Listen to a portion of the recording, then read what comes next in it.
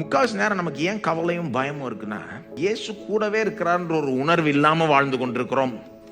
நம்மோடவே இருக்கிறார், நமக்குள்ளாகவே இந்த ராஜாதி ராஜாவாகிய இயேசு, பூமியே ஆளுகிற இயேசு, உலகத்தையே ஆளுகிற இயேசு, பிதான் வலது பார்த்துல உட்கார்ந்து வீட்டு ஆளுகிற இந்த உயிர்த்தெழுந்த ஆண்டவராகிய இயேசு எனக்குள்ளாக இருக்கிறார், என்னோடவே இருக்கிறார், என் பட்சத்தில் இருக்கிறார், எனக்காக எதையும் செய்ய ஆயத்தமா இருக்கிறார் ஒரு உணர்வு இல்லாம வாழ்றதுனால சில நேரம் ஒரு கவலை வந்துருக்கு. ஆனா இப்ப பாருங்க, பேச போய் உணர்வு வருது இல்ல, இருக்கு, கரெக்ட் இருக்கிறார், ரைட். கிறிஸ்தவர்களுக்கு இந்த காரியங்கள்லாம் தெரியும். இயேசு உயிரோடு இருக்கிறாருன்னு தெரியாதா? தெரியும்.